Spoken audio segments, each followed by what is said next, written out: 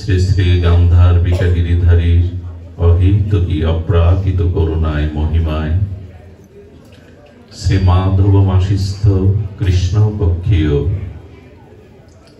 প্রয়াতা নিত্যলীলা প্রবিষ্ট রানীবালা সাহা কৃষ্ণদাসীর পারলৌকিক আত্মকল্যাণার্থে আজ এই মনোহর সুন্দর শ্রী গৌরাঙ্গ মহাপ্রভুর শ্রীমন্দিরে শ্রীমৎ ভক্তি যজ্ঞের ভাগবতীয় যজ্ঞের কথা শোধা যজ্ঞের যে পরম আয়োজন, এই পরম আয়োজনে এই মহামাহেন্দ্রক্ষণে শ্রীমন্দির শ্রী অঙ্গনে শ্রী শ্রী ভাগবতীয় শোধা কথার পূর্বে শুভারম্ভে অস্মদীয় জীবনধন জীবন সর্বস্ব প্রাতঃস্মরণীয় পরম বন্দনীয় শ্রী স্থিল গুরু মহারাজের আতুল আতুল পাবন পদারবিন্দে পরার্ধ কোটি দণ্ডবত প্রণতি। শ্রীমন্দিরের সেবা আচার্য সমাগত গৌরীয় বৈষ্ণব কুলতিলক মহাপ্রভুর প্রিয় অনুরাগী ভক্তজন, মহন্তজন, সন্তজন, সুধীজন, মান্যজন, শ্রদ্ধাশীলা দেবী মূর্তি কল্যাণিয়া মাতৃগণ, সমাগত সকল ভক্ত চরণে দিন অতি দিনের সশ্রদ্ধ বন্দনাপূর্বক দণ্ডবত প্রণতি।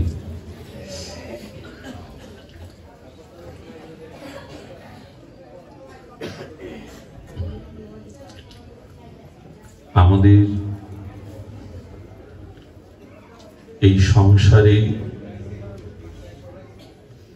বিষয় আশ্রয় পূর্বক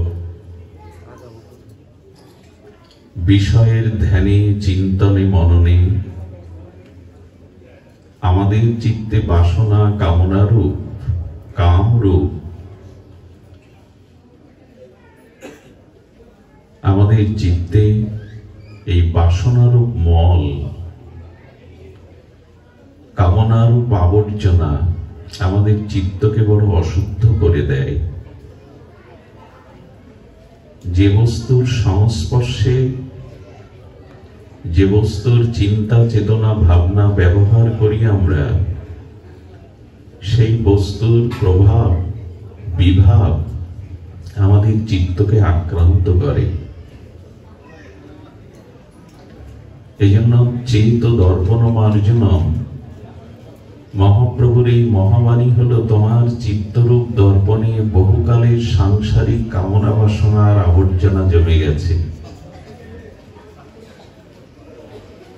এই যে বাসনা, এই যে কামনা, আমার চিত্তে যে ভোগাসক্তি কুসংস্কার, এটি যতদিন আমার চিত্ত মাঝে এর আবেশ আছে ততদিন ভগবত আবেশ আসতে পারে না,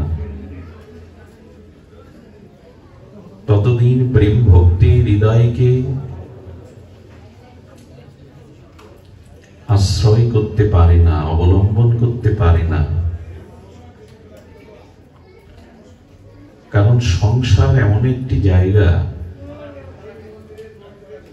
এখানে এই প্রপঞ্চময় কামনা বাসনা এমন একটি আবেশ, এই আবেশে আমরা জড়িয়ে যাই। দেখুন, ব্যবহারিক সংসারিক আমরা যে ব্যবহার কথাবার্তা বলি সেটা চিরসত্য নয়, মহাসত্য নয়।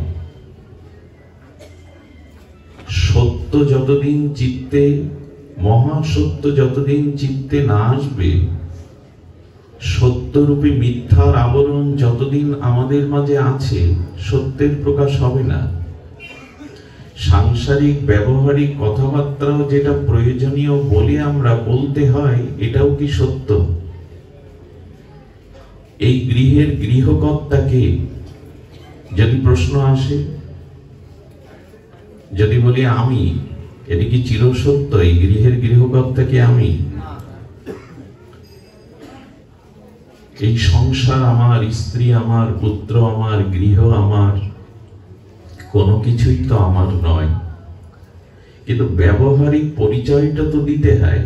আমি অমুক, এটাই আমার সংসার, এটাই আমার স্ত্রী পুত্র গৃহ, আধ্যাত্মিক জগতে কথাগুলি সত্য নয়। ভাগবত জগতে এই কথাগুলি কি সত্যতা আছে যে জগৎ আমার, সংসার আমার, আমি কর্তা? এই জন্য সাংসারিক ব্যবহারিক আমরা যা বলি তা সত্য নয়, চিরসত্য নয়। একটা মোহ, মায়া দ্বারা নির্মিত ব্যবহারের কথা বলতে বলতে চলতে চলতে আমাদের ভিতরে একটা আবর্জনা জমে গেছে, বাসনার আবর্জনা। বর্তমান সময়ে যেমন কুয়াশার ঘন ঘটা থাকলে সূর্য কিরণ প্রকাশ হতে অন্তরায় হয়ে যায়, কুয়াশা যত গাঢ় ঘন নিবিড় সূর্যের কিরণ তত অন্তরায় হয়ে যায়, বাধা হয়ে যায় প্রকাশ হতে। তো যা হৃদয়ে সংসারের কামনা বাসনা ভোগ বাসনা প্রবল নিবিড় হয়ে আছে, সেখানে ভজন সাধন প্রেম ভক্তি প্রকাশ হতে পারে না। এই জন্য চিত্ত শুদ্ধির একান্ত প্রয়োজন। আমাদের চিত্তটা মলিন, কর্ম বাসনা, ভোগ বাসনা, অহংকার বাসনা, আভিজাত্যের বাসনা, আমিত্বের বাসনা, আমাদের চিত্তটা বড় মলিন হয়ে গেছে। এই মলিন চিত্ত দূরীভূত করার, মার্জন করার একমাত্র উপায় সাধুর সঙ্গে হরি কথা এবং হরি নাম। দ্বিতীয় কোনো পথ নাই।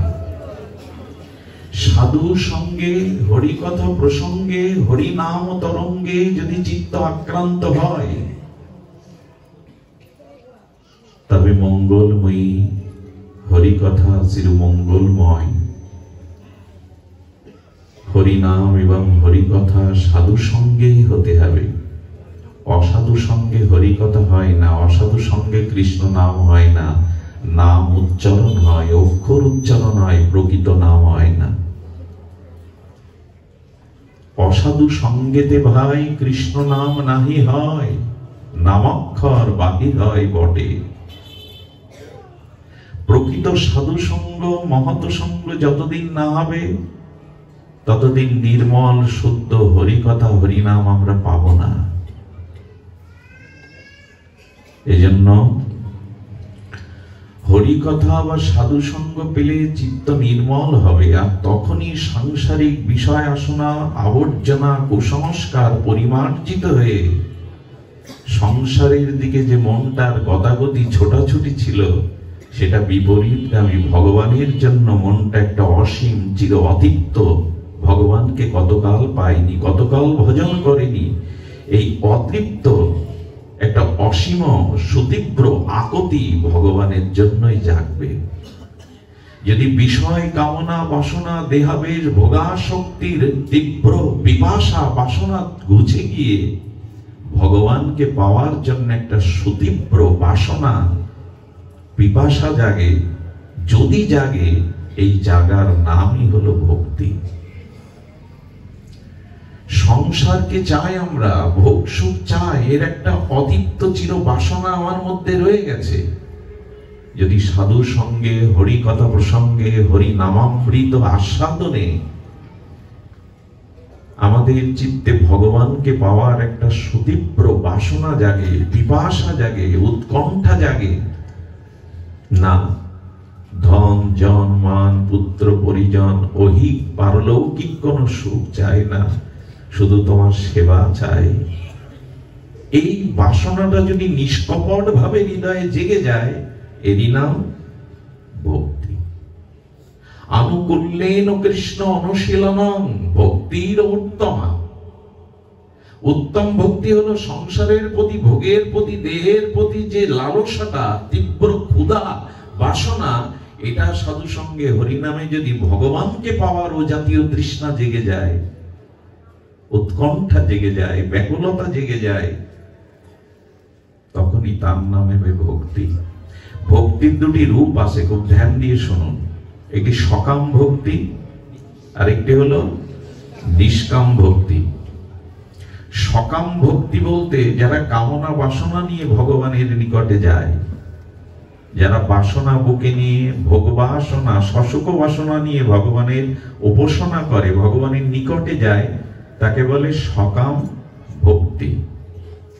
ইহকাল পরকালে নিজ সসুখ বাসনা না চেয়ে শুধু ভগবানকে সুখ দেওয়ার যার চিত্তে একমাত্র অভিলাষ, তাকে বলে নিষ্কাম ভক্তি।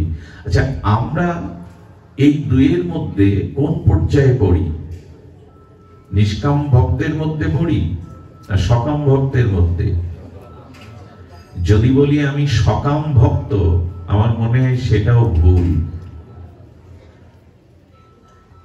কামনা বাসনা নিয়ে ভগবানের উপাসনা ভজন সাধন, তাকে বলে সকাম ভক্তি।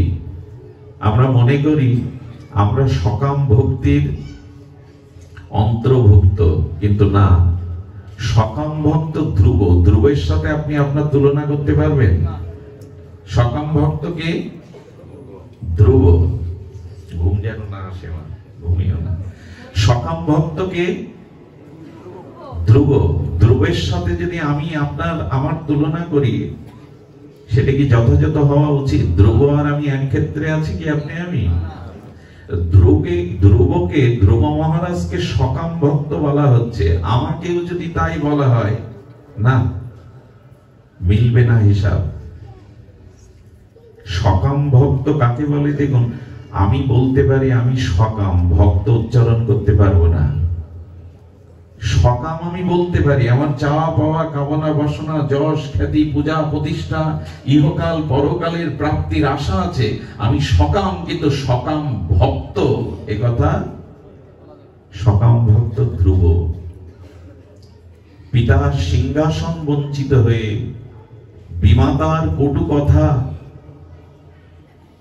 তার তীব্র বেদনা বুকে নিয়ে তিনি ভগবানের ভজনে বনে গমন করেছিলেন ৫ম বর্ষেই মায়ের আশীর্বাদ নিয়ে।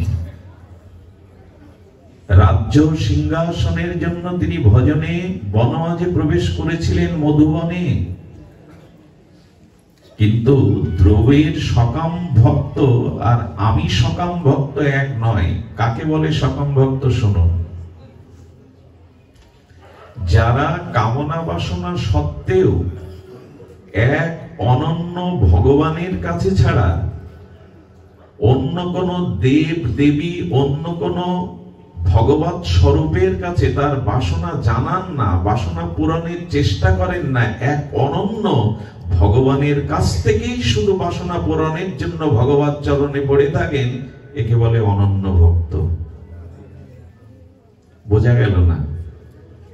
যদি কিছু পেতে হয় তোমার কাছ থেকেই পাবো মাধব। যদি ব্রহ্মা বিষ্ণু নারায়ণ এসেও আমাকে দিতে চায়, তোমার চরণ ছেড়ে, তোমার কাছে ছাড়া অন্য কারো কাছে কিছু চায় না। এরে বলে সকাম ভক্ত বা সকাম ভক্তি। আমাদের দশা কি তাই? আমাদের বললে বড় ভুল হলো। আমার দশা তো তা নয়। একটা দৃষ্টান্ত দিয়ে আমরা বুঝবার চেষ্টা করি। এক গ্রাম্য লোকের মহিষ হারিয়ে গেছে। কি হারিয়ে গেছে? মহিষ। উনি রামচন্দ্রের মন্দিরে গিয়ে বলছেন, আমি সোনার ধনুক গড়িয়ে দেব, আমার ভেষ অর্থাৎ মহিষ পাইয়ে দাও। পূজারী ছিলেন একটু রসিক। পূজারী বললেন, যার স্ত্রী হারিয়ে সে নিজে খুঁজে পাচ্ছে না, তুমি তার কাছে মহিষ খুঁজতে চাইছো? আরে সীতামা হারিয়ে গেলে তো তিনি নিজেই খুঁজে পাচ্ছিলেন না, তো তার কাছে মহিষের সন্ধান কেন চাইছো? কথাটা তো ঠিক। বললেন, এক কাজ করো, সীতার অন্বেষণ কে করেছিল, রাম না হনুমান? বলে, হনুমান মন্দিরে যাও।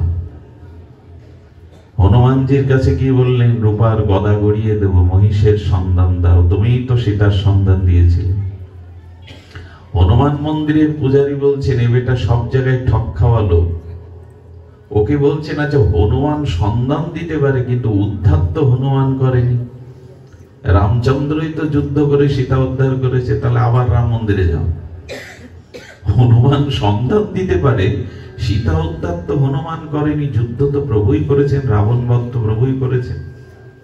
যে এক কাজ করো, দেখো হনুমান সন্ধান দিল, প্রভু রামচন্দ্র যুদ্ধ করলেন, এই ঝামেলায় না গিয়ে কৃষ্ণ মন্দিরে যাও। কৃষ্ণ মন্দিরে গেলে কি হবে জানো? উনি রুক্মিণীকে যুদ্ধ করে ওই প্রতিকূলতার মধ্যে যুদ্ধ বিগ্রহ করে রুক্মিণীকে ছিনিয়ে এনেছিলেন। তো তোমার মহিষ ও গোবিন্দ যুদ্ধ করে তোমাকে ফিরিয়ে দিতে পারে, দুইজনের লাগবে না, একজনের কাছে যাও। আবার গোবিন্দ মন্দির, হে মাধব, তুমি তো রুক্মিণী দেবীকে ওদের কবল থেকে যুদ্ধ করে ছিনিয়ে এনেছিলে, আমার মহিষও খুঁজে দাও, আমি সোনার বাসি করে দেব, রূপর বাসি করে দেব। এরা সকাম ভক্ত না, এরাই সকাম। আমাদের দশা যা হয়। এরপরে তখন বলছেন, দেখুন, রুক্মিণী দেবীকে গোবিন্দ যুদ্ধ করে এনেছিলেন, তো তোমার মহিষ তো মহিষ, উনি তো রুক্মিণী না যে গোবিন্দ মহিষের জন্য যুদ্ধ করে আনতে যাবেন, ছাড়িয়ে আনতে যাবেন। তাহলে কি করব বলে দিন। বলে, মহিষকে জয় করেছিল মহিষাসুর মর্দিনী দেবী দুর্গা। মহিষ রূপে অসুর বারবার জ্বালাতন করতে গেলে ওনাকে বধ করেছিলেন দেবী দুর্গা, মহিষমর্দিনী। মা দুর্গার কাছে যাও। দুর্গা মন্দিরে গিয়ে বলছেন, মা, আমি তোমার হাতে রূপোর খড়গ গড়িয়ে দেব। এক পাশ থেকে ভক্তলোক বলছে, এই বেটা, তোর মহিষের দাম ওই খড়গের মতো হবে? তুই গদা দিতে চাচ্ছিস, কোথায় বাঁশি দিতে চাচ্ছিস রূপার, তো ওর যা মূল্য তোর কাছে তো নেই। আরে মহিষ 10টা বিক্রি 100টা বিক্রি করলেও তো পাবি না। বললেন, আগে মহিষ বের করতে দাও, সন্ধান করে পেতে দাও, তারপরে ওটা বুঝবো দেব কিনা। এরাই হলো সকাম। আমাদের দুর্দশাটাও তাই। দেবতার কাছে কাজ না হলে আর এক দেবদেবীর কাছে, আউলি বাড়ি যায়, অমুকের কাছে যায়, এই মন্দিরে যায়। এরা সকাম ভক্ত নয়, এরা সকাম। ধ্রুবের সামনে অনেক দেবতা এসেছিল, ব্রহ্মা এসেছিল। ধ্রুব, তোমার কি প্রয়োজন? বললো, যদি নিতেই হয় এক শ্রী গোবিন্দের কাছ থেকেই নেবো, জগতে আর কারো কাছ থেকে কিছু নেব। অনন্য ভাবে পড়েছিল, যদি পেতে হয় তোমার কাছ থেকেই পাবো, আর কারো কাছে না। আমাদের মনটা বড় চঞ্চল, এখানে কাজ না হলে ওইখানে, ওখানে কাজ না হলে ওইখানে। একে সকাম বলে, একে ভক্ত। মাঝে মাঝে আমরা বলি আমি সকাম ভক্ত। ভক্ত বা ভক্তি শব্দটা অত সহজ নয় যে জুড়ে দিতে হবে।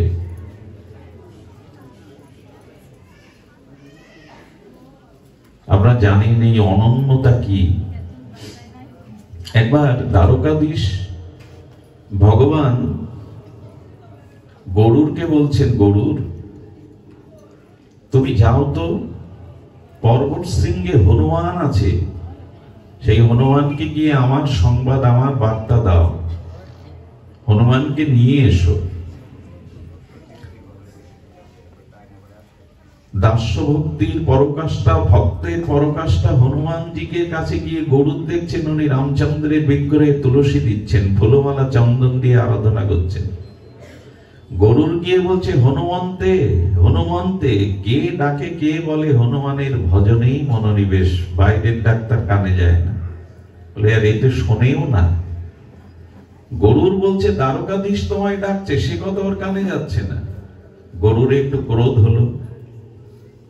উনি বললেন, তো এই যখন শুনছেই না, ওকে পাকনা দিয়ে তুলে একবার ভগবানের সামনে ফেলে দিই। যেই পাকনা দিয়ে ওকে তুলতে গেছে, লেজ দিয়ে হনুমান এমন একটা ঝটকা মেরেছে, সেই ঝটকা এবার দ্বারকাধীশ ভগবানের সামনে এসে পড়েছে গরুর। জ্ঞানী মানুষ, মানি মানুষকে কেউ চড় মারলে গিয়ে বলে কারোর সাথে, কেউ মেরেছে আমায়, কি গরুর, হনুমান আসেনি, কি উত্তর দেবে? এক চড়েই তো প্রভুর সামনে এসে পড়েছে। বলে, প্রভু, হনুমান যে আসেননি, আপনার কথা তো শুনলেনই না। কি বলেছিলে হনুমানকে? এ দেখুন অনন্য ভক্তি কাকে বলে। বলছেন, হনুমানকে বলেছিলাম, দ্বারকাধীশ ভগবান আপনাকে আহ্বান করেছেন। বলেন, এই জন্য আমারও একটু ভুল হয়েছে। ভুল তো তোমার হয়েছে। হনুমানের সামনে দ্বারকাধীশ ভগবান ডেকেছেন বলে ওর কানে এই কথা যাবে না। আবার একটু কষ্ট করে গিয়ে বলো, রঘুপতি রাজীবলোচন রামচন্দ্রই তোমাকে স্মরণ করেছে, যাও এই কথা বলো।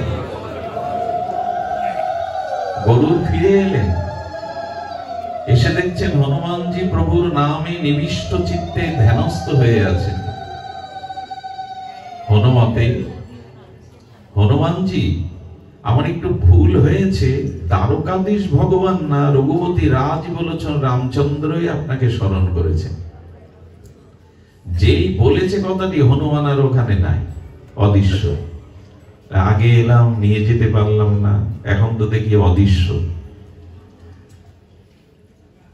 দ্বারকায় ব্যর্থ মনোরথ হয়ে গরুর ফিরে এসে দেখে হনুমানজি আছে। যার চরণ প্রান্তে বসে চরণ সেবা করছে সেই দ্বারকাধীশ ভগবান আর দ্বারকাধীশ নাই, ধনুর্ধারী রামচন্দ্র রূপে বসে আছে। হনুমান যখনই প্রবেশ করছে তখন রুক্মিণীকে কৃষ্ণ বলছেন, দ্বারকাধীশ ভগবান বলছেন, তুমি সীতারূপ ধরো, আমি রাম রূপ ধরি। কারণ রাম রূপে ছাড়া, সীতা রূপে ছাড়া হনুমানজি কখনো কখনো আসবে না। দেখা রামচন্দ্রের কথা যেই শুনেছে অদৃশ্য শক্তিতে, অনির্বচনীয় চিন্ময় অলৌকিক শক্তিতে এসেছে, তার আগেই ভগবান রাঘবেন্দ্র ধনুর্ধারী রামচন্দ্রের রুক্মিণী সীতা দেবী রূপে যুগলে বসে আছেন। একেই বলে, হনুমানজি বলছেন, আমি জানি কৃষ্ণ এবং রাম ভগবৎ স্বরূপে অভিন্ন, এ আমি জানি। তবু রাজি বলেছেন, রাম কমল চরণে ছাড়া যেন আমার অন্য রূপে অন্য স্বরূপে রতিমতি না হয়। আমি জানি কৃষ্ণ রাম অভিন্ন, রাম শ্যাম, তবু শ্রীকৃষ্ণ চরণে ব্যতীত যেন অন্য ভগবৎ স্বরূপে আমার রতিমতি, একে বলে অনন্য। চাইতেই যদি হয়, প্রার্থনায় যদি সাংসারিক কামনা বাসনা চাইতে হয়, তবে এ ঘাটে ও ঘাটে নয়, একে বলে সকাম। এক ভগবৎ চরণেই পড়ে থাকুন, নিলে তোমার কাছ থেকেই নেব, আর কারো কাছে নয়। উপাসনা যখন করি কামনা বাসনা নিয়ে, দেখুন এক নির্ধনী ব্যক্তি শ্রী গোবিন্দের পূজা করেছে 12 বছর, অভাব ঘোচানোর একটা কামনা তার ভেতরে ছিল, দারিদ্রতা ঘুচিয়ে দাও। তো 12 বছরে তার দারিদ্রতা ঘোচেনি, অভাব ঘোচেনি। একদিন মনের ক্ষোভে আর বিষাদে বেদনায় ভাবছে, এতদিন যদি ভগবান শঙ্করের উপাসনা করতাম, শঙ্কর বড় আশুত, স্বল্পতেই সন্তুষ্ট হয়। ব্যাগে রুমাল থাকতে পারে, যদি তো ভগবান শিবের উপাসনা যদি করতে পারতাম, তাহলে আমি এতদিন আমার অভিষ্টে পৌঁছাতে পারতাম। লাগবে না, যদি ভগবান শঙ্কর আশুতোষ মহাদেবের উপাসনা করতাম, উনি অল্পতে সন্তুষ্ট হন, এই জন্য তো আশুতোষ। শুধু ভক্তবৃন্দ, ভগবান শিবের শিবলিঙ্গ এনেছেন, ধূপবাতি দিয়ে আরতি করছে। খুব লক্ষ্য করে শুনুন, সত্য ঘটনা। সেই ধূপের সুগন্ধটা, ধূপের ধোঁয়াটা কি করেছে জানেন? ভগবান শিবকে আসনে রেখে ভগবানকে ছিকেই তুলে রেখেছে উপরে, সামসেটের বা সিকের উপরে তুলে, তোমাকে আন না, 12 বছর তোমার আরাধনা করলাম, না কোনো বাসনা কামনা মিটল। তো ধূপের গন্ধটা যাবে না, যাবে না, সে গোবিন্দের নাসিকায় যাচ্ছে, মানে ওইখানে উঠছে। বলে, ও কামনা বাসনা পূরণের তোমার সামর্থ্য নাই, ধূপের গন্ধ নেওয়া তোমার, এখন হিংসা হচ্ছে তোমাকে বাদে শিবকে এনেছি বলে, গন্ধ তোমার, বলছে গন্ধও তোমায় নিতে দেব না। আরে আমাকে কিছু দেওনি তো, তোমার সুগন্ধ, তোমার সুখ, তোমার সেবা কি করবো? যতবার ধূপ সরাই তাকে গন্ধ ধোঁয়া গোবিন্দের নাকে যাচ্ছে। উনি উঠে আমার কাছে দেন, আমার কাছে দেন, উনি উঠে তাড়াতাড়ি করেছেন কি, গন্ধ তোমায় দেব না, কিছু যখন দাওনি আজ গন্ধও দেব না বলে ওনার নাসিকা টিপে ধরেছে উপরে উঠে, গন্ধ তোমায় নিতে দেব না, কোনো আনন্দ গন্ধ তোমার জন্য নয়। যেই নাসিকা টিপে ধরেছে ভগবান প্রকাট হয়ে গেছে। বলে 12 বছর সন্ধান নেই, দেখা নেই, এখন প্রকাট হলে? 12 বছর আমাকে পূজা করেছো, কিন্তু আমাকে শিলা বুদ্ধি, পাথর বুদ্ধি ছাড়া চিন্ময় বুদ্ধি করনি। আজ আমার নাকে গন্ধ যাচ্ছে, গন্ধটা নিতে দেবে না, আমাকে আজ পাথর বুদ্ধি না করে চিন্ময় বুদ্ধি করেছে, এই জন্য প্রকাশ হয়ে গেছে তোমার কাছে, প্রকাশ হয়ে গেছে। তার মানে আমরা যে বিগ্রহ সেবা করি, ভগবানের কাছে প্রার্থিত বস্তু চাই, তাকে শ্রদ্ধালু রূপে, চিন্ময় রূপে সেবা করি। তো 12 বছর যার দেখা পাইনি, একদিনে পেলে কেন? আজ ভেবেছে গন্ধটা নাকে যাচ্ছে, আমি নিতে দেব না। তার মানে তাকে চিন্ময় মনে করেছে। আর বিশ্বাস শ্রদ্ধা এসে গেলে হলো ভগবান আমাদের দর্শন দেওয়ার জন্য বরঞ্চ তিনি বেশি ব্যাকুল। একটু শ্রদ্ধা এলে, একটু চিন্ময় ভাব এলে তিনি করুণা করবেন। এই জন্য ভক্ত গোবিন্দের চরণ ধরেই পড়ে থাকে, রাধারানীর চরণে, নিতাই গৌরের চরণে, যেন অন্যখানে রতিমতি না হয়। দুঃখ দাও, এ ফিডব্যাক আসছে কেন? দুঃখ দাও, কষ্ট দাও, তোমার চরণ ধরেই পড়ে থাকবো। যদি এরকম অনন্য নিষ্ঠা আসে, শ্রী ভগবানের কাছে ছাড়া যদি আর কারো কাছে কিছু চাওয়া পাওয়া না থাকে, ওইভাবে রেখে দাও একভাবে। যদি তাই থাকে, তবে তবে তোমার কাছেই যা পাবো, অন্য কারো কাছেই চাই না, কোনোদিন কোনো কালে কিছুই চাই না। একে বলে অনন্য, একে বলে সকাম ভক্ত বা ভক্তি। এটা ধ্রুব মহারাজের ছিল, আমাদের নাই।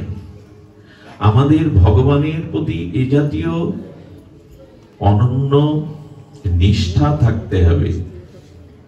আমি একটা নিবেদন আপনাদের করি, আমাদের কিসে মঙ্গল, আমাদের কিসে সুখ, আমাদের কিসে অমঙ্গল অসুখ, এটা আমি জানি না, ভগবান জানেন। তাই ভারটা তার উপরে দিয়ে দিন। আবার বলি, কিসে আমার কল্যাণ জগতে, কিসে আমার প্রকৃত মঙ্গল, কোনটাই বা আমার জীবনে অমঙ্গল অকল্যাণ, এটা আপনি আমি নির্ণয় করতে পারি না। এটা ভগবানের উপরে ছেড়ে দিন। তুমি যা বোঝো ভালো, আমার জীবনে তাই করো প্রভু। তুমি যা ভালো বোঝো, আমার জীবনে তাই করো। এখানে বুদ্ধি খাটাতে যাবেন না। নিজের চিন্তা চেতনার সাথে, নিজের বুদ্ধি বিচারের সাথে ভগবানের চরণে না গিয়ে সঁপে দিন, তুমি যা বোঝো ভালো। দুঃখ পেলে ভক্ত কি বলে জানেন? তুকারামের কথা মনে আছে? ভক্ত তুকারাম, স্ত্রী বাইরে কাজে যেত, আর উনি ঘরে বসে বসে জয় সিয়ারাম জয় সিয়ারাম জপ করতেন। নাম করতে করতে আবেশ এসে যেত। স্ত্রী করত কি, এসে যদি দেখতে নাম করছে, কাজ না করে চড় ঢেলে দিত মাথায়, হাড়ি পাতে ছুঁড়ে মারত। একদিন সাধুরা দেখে বলছে, তুকারাম কিছু বলো না ওকে, বলে ও তো আমার উপকার করছে। দেখুন ভক্তের ভাবনা, দেখুন ভগবান আমার জীবনে যা দিয়েছেন, যেমন দিয়েছেন, সেটাই আমার জন্য মঙ্গল। আমি আমার মঙ্গল বুঝি না, এতে তোমার কি মঙ্গল? তুকারাম বলছেন, স্ত্রী যদি মনো অনুগামিনী হতো, স্ত্রী যদি আমার প্রিয়া হতো, মনো অনুগামিনী হতো, যদি আমাকে প্রগাঢ় ভাবে ভালোবাসতো, তাহলে স্ত্রীর প্রতি আমার অধিক মমতা চলে যেত, ভালোবাসা চলে যেত। ওই ভালোবাসাটা ভগবান চেয়েছেন স্ত্রীকে না দিতে, ভগবানকে দিতে, তাই তো এমন ব্যবস্থা। ভাবা যায় এর মধ্যেও সে মঙ্গল খুঁজছে। স্ত্রী যদি অধিক মনোরমা হতো, তার প্রতি আমার যে আসক্তি, মমতা, ভালোবাসা, ওটা ভগবানের প্রতি আমি দিতে পারছি। শ্রী ভগবান আমাকে করুণা করে এমন দিয়েছেন যাতে ভালোবাসাটা, এতে আর দুঃখ আসার কথা কি, হাই হাই করার কথা কি? আমার মঙ্গল আমি কিসে জানি না। এই দেখুন বিখ্যাত একটা শ্লোক এসেছে ভাগবতে, অকাম সর্বকাম বভুক্ষ কাম উদারুথি তীব্রেন ভক্তি যোগেন যজতে পরমং পুরুষ। সাউন্ডটা বিকৃতি হয়ে গেল।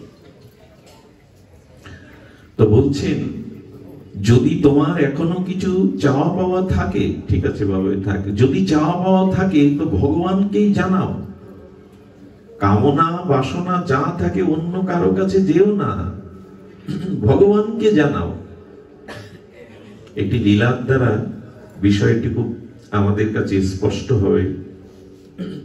নারদজি একবার তার মনের মাঝে ইচ্ছা হলো আমি বিবাহ করব। দেবর্ষিবাদ নারদ তো দেবতাদের ঋষি, বিয়ের প্রসঙ্গ আসেই না। যখন তার মনে বিবাহের বাসনা জাগলো, স্ত্রী বাসনা জাগলো, দেখুন কালমন্ত্রে কোনো কামনা যখন আসে তখন সে শাস্ত্রকে, সাধুবাণীকে তার কামনার রঙে রাঙিয়ে নেয়। কি বলছে জানেন?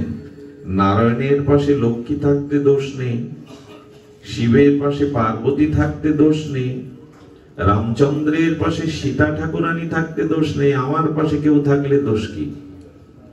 যুক্তি খুঁজে পেয়েছে।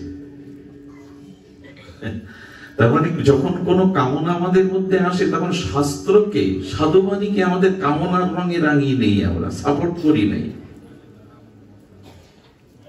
তখন বলছেন আচ্ছা বিবাহ যে করবো এটা তো যাকে তাকে জানানো যাবে না, গোবিন্দকেই জানায়। গোবিন্দকে জানালে গোবিন্দ, ওই যে আগেই বলেছে আমাদের ভালো কিসে মঙ্গল কিসে আমরা জানি না, ভগবানই জানেন। গোবিন্দ তখন বললেন নারদ তোমার বিয়ের বাসনা জেগেছে, কিন্তু গোবিন্দ মনে মনে বললেন নারদকে বিবাহ দেওয়া যাবে না। এই চিরমুক্ত পুরুষ দেবর্ষিবাদ নারদের দ্বারা পৃথিবীতে ভক্তি তরঙ্গ বইছে। নারদ যে পথ দিয়ে যায় ভক্তি আয়, সংসারে আটকে থাকলে এই ভক্তির আচার্য দেবর্ষিবাদ নারদের ভক্তি প্রবাহ গঙ্গা থেমে যাবে। গোবিন্দ জানেন কিসে কার মঙ্গল, তাই বিবাহ সবাই যখন বরমাল্য স্বয়ংবর সবাই গেলেন, নারদ নিজেকে সাজিয়ে, গোবিন্দ তার মুখটা বানরের মুখ করে দিলেন। আমার মুখকে আমি দেখতে পাই, নারদের মুখটা গোবিন্দ বানর, পোড়া বানরের মুখ করে দিলেন। তো ওর গলায় কে মালা দেবে? স্বয়ংবর সবাই তখন গোবিন্দের গলায় মালা পড়লো। নারদ এত রেগে গেলেন, ক্ষোভে দুঃখে কাঁদতে কাঁদতে গোবিন্দকে অভিশাপ দিয়ে দিলেন, আমার কাছ থেকে যেমন আমার স্ত্রী কেড়ে নিলে হনুমান বানিয়ে, বানর বানিয়ে, তোমাকে ওই স্ত্রী হারা হতে হবে, এই অভিশাপ দিলাম আমি। গোবিন্দ কি বলেছিলেন জানেন? তোমার মঙ্গলের জন্য যদি অভিশাপ নিতে হয়, তোমার মঙ্গলের জন্য যদি অভিশাপ মাথায় করে আমার লাদিনী শক্তি অর্ধাঙ্গিনী সীতাকেও হারাতে হয়, তাতেও আমি রাজি, কিন্তু তোমার যাতে মঙ্গল হয় আমি তাই করবো না। তুমি আজকে অল্প সময় কাঁদছো তোমাকে মনের মতো স্ত্রী দেয়নি বলে, কিন্তু বিবাহ করলে তোমাকে সারা জীবন কাঁদতে হতো। এটা আমি ভালো বুঝি।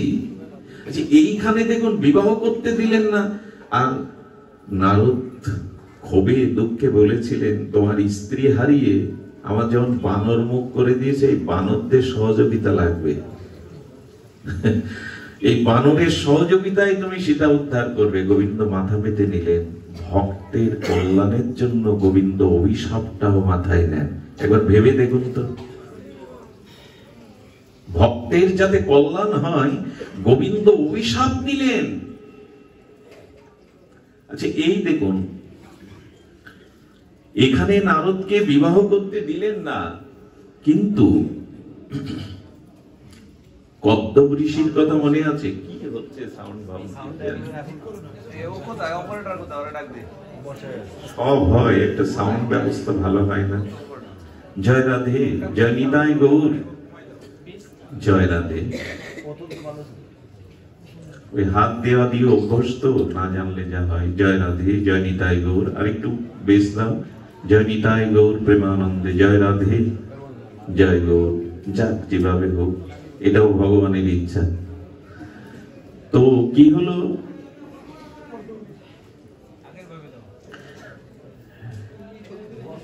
কদ্দব ঋষি তিনি বিবাহ করতে চান, আর সুপাত্রী পাবে বলে, সুলক্ষণা সহধর্মিণী পাবে বলে তপস্যা করতেন। আরে গোবিন্দের কাছে তপস্যা করলে গোবিন্দ বললেন, তোমার পাত্রী আমি নির্বাচন করে রেখেছি, সময় মতোই তোমার সাথে তার বিবাহ হবে। দেবাহুতির সাথে কদ্দবের বিয়ে দিলেন গোবিন্দই। এখানে একটা কথা মনে পড়ে, আমি বাবাদের উদ্দেশ্যে বলবো, সহধর্মিণী পেতে গেলে, সুযোগ্যা সতীসাধ্বী রমণী পেতে গেলে তপস্যা করা চাই, সহজে মেলে না। ঋষি তপস্যা করছে, ব্রহ্মার মানস পুত্র কদ্দব ঋষি। শারদামা পেতে গেলে তো রামকৃষ্ণই হতে হয়, তপস্যা চাই। এখন বিবাহের বেলায় আমরা তার চাকরি বাকরি বাড়ি গাড়ি এইগুলো নির্ণয় করি, একবারও নির্ণয় করি না তার আদর্শ, তার ভাগবত ভক্তি কোন স্তরের। আরে 10 তলায় এয়ার কন্ডিশন রুমে কোটি কোটি ডলারের মধ্যে শুয়ে যদি নেশা করে এসে লাথি মেরে দরজায় বলে দরজা খোল, এ সুখের কি প্রয়োজন আছে? কদ্দব ঋষি তপস্যা করছে যে আমাকে সুযোগ্যা সহধর্মিণী দাও, যাতে যুগলে তোমার ভজন করতে পারি, এ জগতে সুসন্তান আনতে পারি, মহাপুরুষ জগতে আনতে পারি। বিবাহটা ছেলে খেলা নয়, ছেলে খেলা তো হয়েই গেছে। আজ 200 বছর হতে চললো, কোন মহামানব, কোন অবতার পুরুষ, হ্যাঁ অনেক মহামানব পৃথিবীতে আছে যারা বরণীয় স্মরণীয়, জগৎকে আলোকিত করেছেন, কিন্তু আজ রবীন্দ্রনাথকে আমরা পাচ্ছি না, স্বামী বিবেকানন্দকে পাচ্ছি না, স্বামী প্রণবানন্দকে পাচ্ছি না, ঠাকুর অনুকূল চন্দ্রকে পাচ্ছি না। এদের আশাটা থেমে গেল কেন জগতে? বিবাহ ব্যস্ততা পচে গেছে, নষ্ট হয়ে গেছে। স্বামী স্ত্রীর যে তপস্যা ভজন সেটাও শূন্য। এই জন্য মহামানবরা আসতে চাইছে কিন্তু ভালো গর্ব পাচ্ছে না। ট্রেন তো যেখানে সেখানে থামে না, একটা স্টেশন লাগবে। বিমান তো এয়ারপোর্ট ছাড়া লাভে না। ভালো গর্ব, ভালো সাধনা না হলে ওখানে পবিত্র আত্মা আসে না। এগুলো নূতন করে ভাববার বিষয়। ভাববে আর কে? আমরা মেতে আছি নানান ভাবে। আমাদের ভজন সাধনের ভাগবত নির্দেশিকা আমাদের মাঝে যতদিন না আসবে, একজনকে তিনি অভিশাপ নিয়েও বিয়ে দিলেন না, আর একজনকে বললেন তোমার জন্য পাত্রী নির্বাচন করে রেখেছি, তপস্যা করো। তার কারণ কি? উনি বোঝেন কার কিসে মঙ্গল, কার কিসে অমঙ্গল। এই জন্য আপনাদের কাছে নিবেদন করব, ভগবানের উপরেই সমর্পণ করে আত্মসমর্পিত ভাবে তার চরণে পড়ে থাকুন। ভালো বন্ধ সব তোমার খাতে। এভাবে যদি আসতে পারেন তাহলে একটা মঙ্গলের পথ পাওয়া যাবে। আমাদের বহু নিষ্ঠা হয়ে গেছে। আমরা বহু নিষ্ঠার মাঝে আমরা এখানে না পেলে সেখানে, এখানে না পেলে ওখানে, এভাবে আমাদের নিষ্ঠাটা খণ্ড হয়ে গেছে। অনন্যভাবে ভগবানের স্মরণ নিন, আর অনন্যভাবে স্মরণ নিয়ে আমাদের চিত্তকে মার্জিত করে শুদ্ধ ভক্তি প্রেমের পথে যেতে গেলে আমি একটু ভক্ত চরিত্রই আজ আপনাদের সামনে একটু আস্বাদন করব। একটু ভক্ত চরিত্রই শুনতে হবে, আমাদের শোনাতে হবে ভক্ত চরিত্র। আমরা জানি যেহেতু ভক্তমাল গ্রন্থ মহারাজ সম্মুখে আছেন, আমরা প্রেমজি রূপে এক ভক্তের কথা শুনব। বিখ্যাত পবিত্র গ্রন্থ, অনবদ্য গ্রন্থ ভক্তমালে শ্রী নাভাজি গোস্বামী পাদ এই প্রেমজির ভক্তি কথা উল্লেখ করেছেন। আমরা একটু ভক্ত চরিত্র আস্বাদন করি। ভক্ত চরিত্র এই জন্য আমাদের শোনাতে হবে, শুনতে হবে, শ্রবণ করতে হবে। আর ভক্তের জীবন দর্শনের সাথে, ভক্তের জীবনের সাধন ভজনের গতিপথের সাথে আমাদের মিল আছে। ভক্ত যেভাবে ভগবানকে প্রাপ্ত হয়, আমরা এই জন্য ভক্ত চরিত্র প্রেমজির কথা একটু শুনবো। এই প্রেমজি তখন আগ্রাতে, তৎকালীন মথুরার থেকে আগ্রার, সেখানে লোকবহুল জনবহুল ব্যবসাবহুল স্থান ছিল আগ্রা। এখন যেমন মথুরা হয়েছে, তখন আগ্রাতেই ছিল নবাবদের সময়। আগ্রাতে প্রেমজি কি করতেন? প্রেমজি তিনি বিহারীজির কাছে প্রার্থনা করতেন, বিহারীজি সকলের মঙ্গল কি করে হবে, সকলের কল্যাণ কি করে হবে। ভাগবত থেকে শুনলেন, যদি জীব কল্যাণ করতে হয়, পরের কল্যাণ করতে হয়, তবে সকলের মধ্যে হরি কথা প্রচার করো। হরি কথা দ্বারা জীবের কাঙ্ক্ষিত ঐকান্তিক মঙ্গল হয়। দেখুন, এই যে ভাগবত শ্রবণ, এটা ভক্তি অঙ্গের প্রথম। নববিধা ভক্তি অঙ্গের প্রথম হলো হরিকথা শ্রবণ। শ্রবণ বলেছেন, যতদিন কোন মহৎ অনুভবী ভজনানন্দী মহাপুরুষের মুখে হরিকথা শ্রবণের ভাগ্য আমরা না পাব, ততদিন আমাদের ভজন পথ নির্ণয় হবে না, ভগবানের প্রতি আমাদের ব্যাকুলতা জাগবে না। আমি বহুবার বলেছি, হরিকথা কথা নয়, হরিকথা শুধু কথা নয়, হরিকথা হরি। এই যে হরিকথা আপনাদের কর্ণমূল দিয়ে কর্ণ প্রবিষ্ট হচ্ছে, এটা কথা যাচ্ছে না, অক্ষর রূপ রসব্রহ্ম ভগবানই আপনার হৃদয়ে প্রবেশ করছে। ভাগবতের অক্ষর অক্ষর নয়, এগুলো অক্ষর ব্রহ্ম, রসব্রহ্ম, ভগবানের বাগ্ময়ী মূর্তি। এই জন্য হরিকথা, চিন্ময় হরিকথা ভেতরে প্রবেশ করলেই জীবের কল্যাণ। হরিনাম হরিকথা সাধুমুখে প্রবেশ করলেই কল্যাণ। কেমন জানেন? আচ্ছা, যেখানে অগ্নিহোত্র হোম যজ্ঞ হচ্ছে, ওখানে বিল্লপত্র দিতে গেলে ঘৃত দিয়ে উপযুক্ত ব্রাহ্মণ, বৈদিক ব্রাহ্মণ মন্ত্র বলে কিনা? আচ্ছা, মন্ত্র বলে ঘৃত স্পর্শ করে আহুতি দিচ্ছে যে অগ্নিতে, হোমাগ্নিতে, সেই পাতাও পড়ছে। আর কেউ যদি মন্ত্র না জেনে, তার ভেতরে শুদ্ধতা না থেকে কে এসে ওখানে আর একটা পাতা দিয়ে দেয়, সে পাতা ঘিয়ে পড়বে, সে পাতা অগ্নিতে পড়বে না।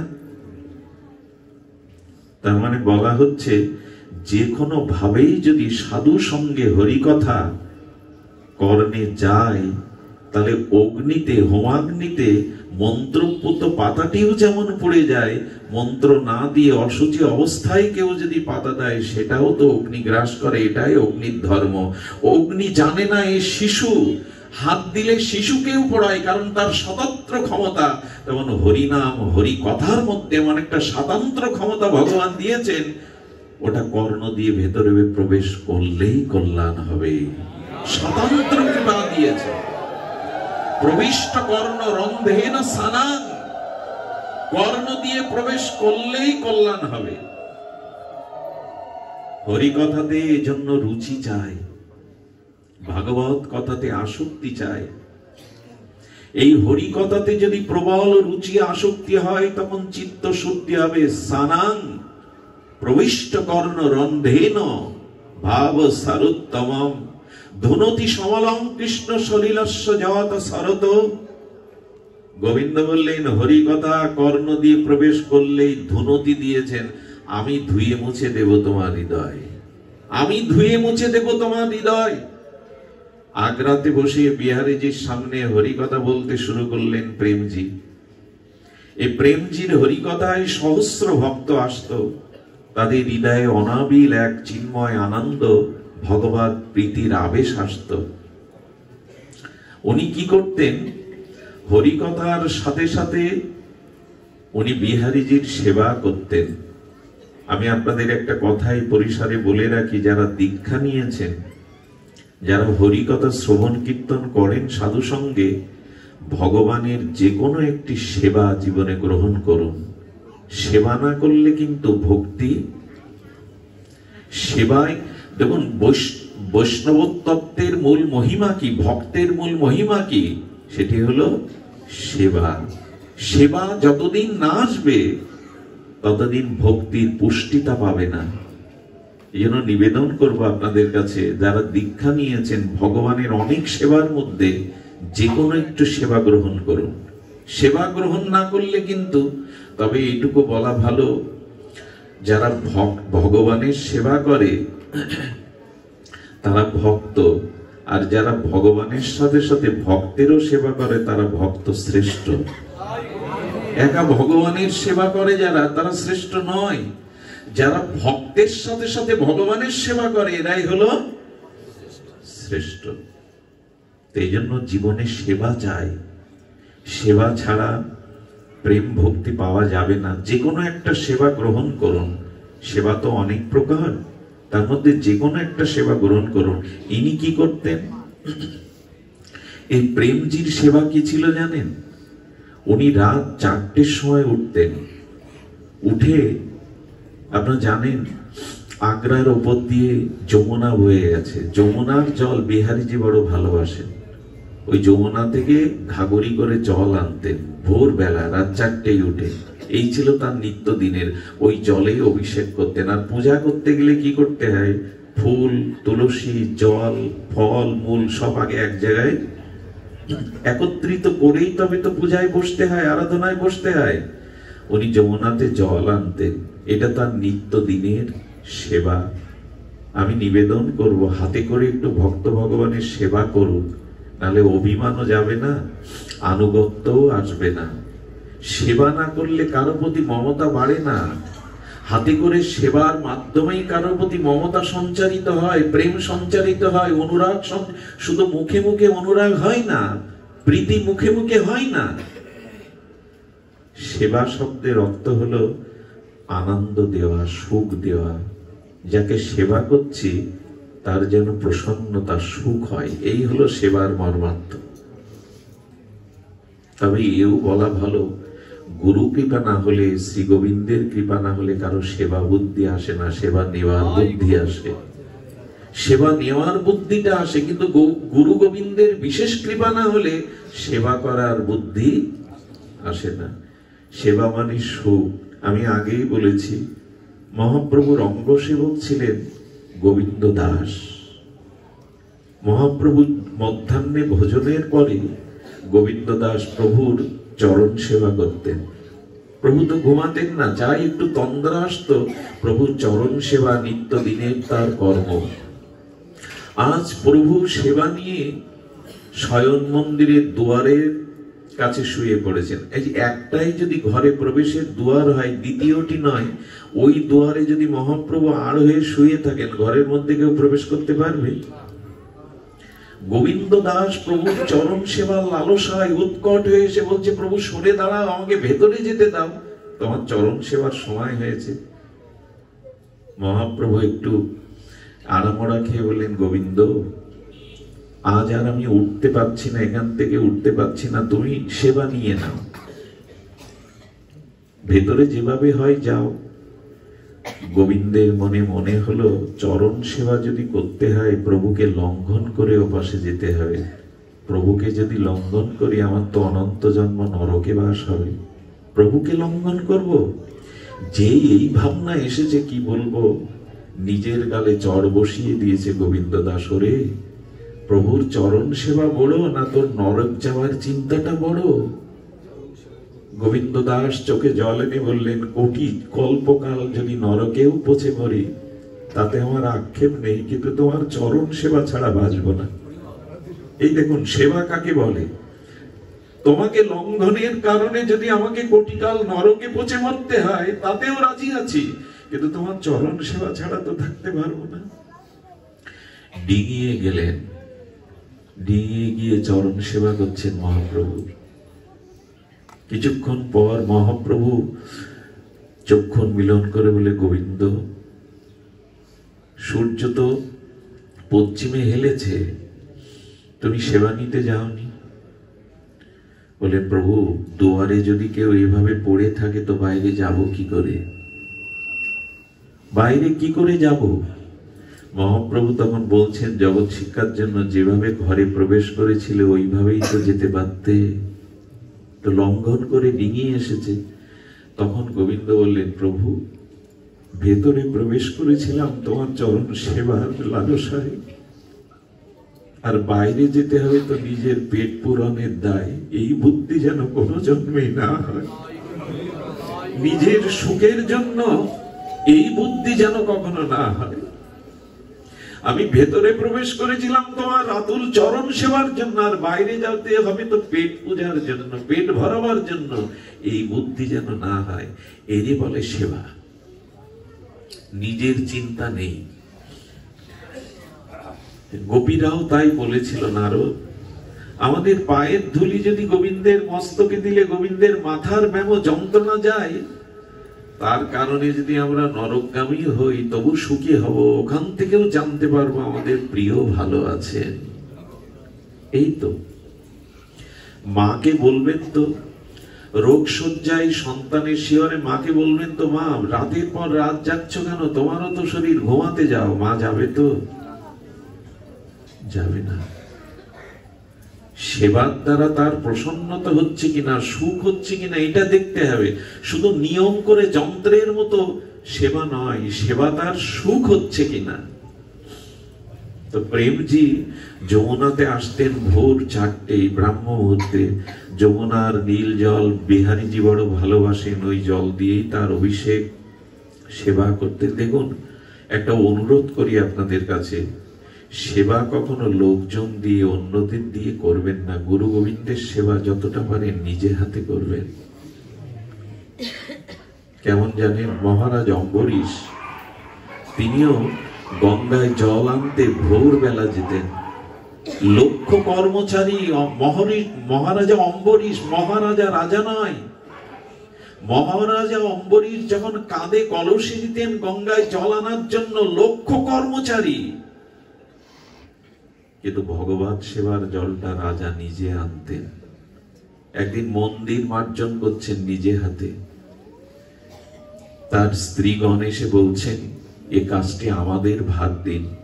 স্ত্রীর দিকে তাকিয়ে হেসে অম্বরীশ মহারাজ বলেছিলেন, আমার সম্পদ, আমার সম্পত্তি, সবকিছুর অধিকার তোমরা পাবে, কিন্তু এই সেবার ভাগ আমি তোমাদের দেব না। এই সেবা শুধু একান্ত আমার, এই সেবার ভাগ আমি কাউকে দেব না।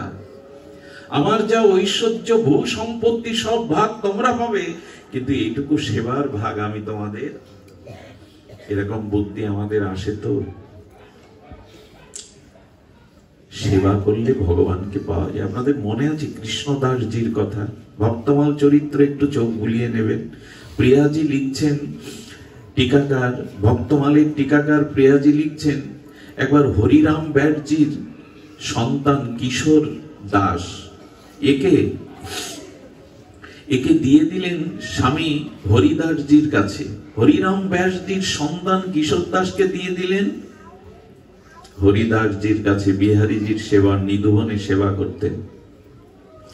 তো দীক্ষা দেওয়ার পরে বললেন, দীক্ষা পেলেই ভগবানের কোন একটা সেবা অঙ্গ গ্রহণ করতে হয়। দীক্ষার পরে যারা ভগবত সেবা করে না, তাদের দীক্ষা ফলবতী হতে বিলম্ব হয়। ওকে ভাত দিলেন যমুনা থেকে ঘোড়া করে জল আনবে। তো জল আনতে প্রথম দিনই গেছে, তখন প্রায় রাত 2টোয়। ওই স্নান করে এসে মঙ্গল আরতি দেবে, যমুনাটা অনেক দূরে। যমুনায় জল আনতে গিয়ে কি করে জানেন, গাগড়িটা যখন যমুনাতে দুলাতে দুলাতে জল ভরতে যাবে, তখন বংশীর ধ্বনি শুনলেন। বংশীর ধ্বনি এমন মধুর ধ্বনি, দূরে তাকিয়ে দেখেন বংশী বটে রাস হচ্ছে। সেই রাসের অপার্থিব চিন্ময় রাস দর্শন হলো। বিহারীজিকে দর্শন করলেন, সখীদের দর্শন করে সে অপূর্ব রাস মুহূর্তের মধ্যে তার চিত্তকে গ্রাস করলো। একদিনের ভগবত সেবার অভিলাষে রাস দর্শন হয়ে গেল। সেবা ছাড়া তারা কিছু বোঝেন না, সেবা ছাড়া তারা কিছু জানেনই না। আপনাদের কি বলবো, আরেকজন মহাত্মা ছিলেন শ্রীনাথজির সেবায় জ্যোতিপুরায়। জ্যোতিপুরা থেকে যমুনায় আসতে লাগতো 4 ঘন্টা, যেতে লাগতো 4 ঘন্টা। সেবাটা এই মহাত্মা করে যেতেন। ওরকম রাত 4টায় বেরিয়ে 8টায় পৌঁছাতেন, 8টা থেকে আবার 12টায় ফিরতেন। এত দূরে এই সেবা তিনি করে যেতেন। 80 বছরের বৃদ্ধ হয়েছে, একদিনও সেবা বন্ধ করেনি। গা টলছে, গায়ে জ্বর, কলসিটা কাঁধে নিয়ে পড়ে যায়। বিহারীজি প্রকট হয়ে বললেন, 80 বছর বয়স হয়েছে, 8 ঘন্টা পথ ক্লান্ত করে কেন জল আনবে? পাশে কুয়ো আছে, যমুনার জল 1 কলস ঢেলে দিয়ে ওর থেকেই পূজা দিয়ে আমি নেব। গোবিন্দকে বলছেন, তুমি তোমার জায়গায় থাকো, আমি সেবা বন্ধ করতে পারবো না। যতদিন দেহে প্রাণ আছে আমি সেবা বন্ধ করতে পারবো না। আমাদের গৌড়ীয়, বিশেষ করে ব্রজবাসী বৈষ্ণবদের সেবার মহিমা এমনই, তুমি তোমার জায়গায় থাকো। সেবাতে কি হয় জানেন? জীবনে কেউ যদি কখনো অপ্রাকৃত আনন্দ চান তো ভক্ত ভগবানের সেবা করুন। সেবার থেকে আনন্দ এই জগতে কিছুতেই নাই। সেবাতে সুখ হয়, সেবা নিয়তে চিত্ত সংকীর্ণ হয়ে যায়। সেবাতেই প্রকৃত সুখ। একবার করে দেখুন, অন্যকে একটু সুখ দিয়ে দেখুন, কোনো কামনা বাসনা না নিয়ে। ভগবানকে একটু প্রসন্নতা দেন, কোটি গুণ প্রসন্নতা ফিরে আসবে আপনার কাছে। সেবা ছাড়া সুখ নয়। আমরা সেবা নিতে শিখেছি। যত নিষ্কিঞ্চন ভাবে সেবা করবেন, তবে হৃদয়টা সরল হওয়া চাই সেবা করতে গেলে। আমি একটা জিনিস বলি, অভিমান করবেন না যে আমি সেবা করি, কারণ সেবা গোবিন্দ করালেই তবে, গৌর সুন্দর করালেই তবে সে সেবা করতে পারে। সেবা আমাদের দ্বারা হয় না, তিনি করিয়ে দেন বলেই হয়। সেবা যদি করিয়ে নেন প্রভু, তবেই সেবা করা যায়। নিজের চেষ্টায় সেবা করা যায় না। এমন কিছু মনে নেবেন না। আজ আপনারা হরিকথা শুনতে এসেছেন, আপনি আসেননি, আপনাকে এনেছেন ভগবান কৃপা করে। এই যে হরিকথা শ্রবণের আনন্দ, এটা গোবিন্দ আপনাকে চেয়েছেন তাই দিচ্ছেন। আসার পথে অনেক বাধা হতে পারত, শরীর অসুস্থ হতে পারত, পরিবারে কোনো অ্যাক্সিডেন্ট হতে পারত। রাধারানী বিশেষ করে কৃপা করে আপনাকে এই আনন্দটুকু দেবেন বলে এখানে এনেছেন। সেবা আমরা পারি না, উনি কৃপা না করলে সেবা করতে আমরা পারি না। সেবার বড় মহিমা। আমি সেবা ছাড়া সরলতা আসে না, সেবা ছাড়া শান্তি পাওয়া যায় না, সেবা ছাড়া ভাব প্রেম আসে না। এই জন্য বড় বড় বাবাজি মহারাজদেরও দেখেছি শ্রীরাম বৃন্দাবনে নিজ হাতে সেবা করতে। গদাধর গোস্বামী পাদ, তার বিগ্রহ ছিল গোপীনাথ বিগ্রহ দাঁড়ানো। গদাধর গোস্বামী পাদের, পণ্ডিত গোস্বামীর গোপীনাথ বিগ্রহটা দাঁড়ালে ওনার মাজা পড়ে গেছে, কত বছর বয়স হয়ে গেছে। মাজা উঁচু করে বিগ্রহের গলে মালা দিতে পারেন না। কষ্ট হয় তো, এরকম দিতে গিয়ে কখনো হাত লেগে যায়, মালাটা পড়ে যায়, ঠিকভাবে দিতে পারেন না। একদিন বলছেন গোপীনাথ,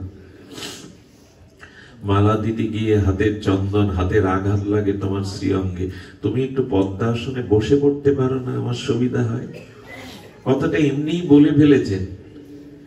প্রভাতে স্নান তিলক সেবা নিয়ে যখন মন্দিরের দুয়ার খুলেছে, দেখছে দাঁড়ানো বিগ্রহ পদ্মাসনে বসে গেছে, দাঁড়ানো বিগ্রহ হয়ে বসে গেছে। ভক্ত সেবা নেওয়ার জন্য ভগবানের বড় ব্যাকুলতা, ভক্ত সেবা নেওয়ার জন্য বড় ব্যাকুলতা। এই প্রেমজি কি করেন জানেন? প্রেমজি ওই সেই রাত 4টের সময় উঠে ঘোড়া নেন, যমুনায় স্নান করে জল নেন। এই জল নিতে নিতে সেবার এমন বুদ্ধি মনে পড়ে, বারবার স্ফূর্তি হয় কথা। আমাদের রাধাকুণ্ড এই বর্ষনাতে এক বাবাজি ছিলেন, এখান থেকে বলছি প্রায় 600 বছর আগের ঘটনা। তখন ঘড়ি ছিল না, আকাশের তারা দেখে তারা নির্ণয় করতে এখন সময় কটা, আকাশের তারা দেখে। কিন্তু সেদিন এত বৃষ্টি নেমেছে, বৃষ্টিতে হাঁটু সমান জল হয়ে গেছে রাস্তাঘাটে। মেঘ থাকলে তো তারা দেখা যাবে না। ঘুম হচ্ছে না, ঘুম হচ্ছে না। বর্ষনাতে উনি ঝাড়ু দিতে যান, তো ঘুম হচ্ছে না, সবার আগে যান। ঘুম হচ্ছে না জেগে উনি কি করেছেন জানেন? উঠেছে, আর দেখে হাঁটু সমান জল, ভিজে যাচ্ছে, মেঘে তারা দেখা যাচ্ছে না, কখন সময়, এখন দিন না রাত কিছুই বুঝতে পারছেন না, কটার সময়। এগিয়ে যাচ্ছেন, মাজা সমান জল, কত সাপ পোকামাকড় আছে, তবু শ্রীমন্দিরের সেবার জন্য এগিয়ে যাচ্ছেন। যেতে যেতে যেতে যেতে যখন মন্দিরে গেলেন, দেখেন মন্দিরের আঙিনাতে কিশোরজি নৃত্য করছেন, কিশোরজির ঝলক দর্শন করিয়ে দিলেন। এত কষ্ট করে আমার কাছে আসো, আজকে তোমার ইচ্ছা আমি পূরণ করব। ঝলক দর্শন রাধারানী দর্শন করিয়ে দিলেন। আপনি আমি পারবো তো?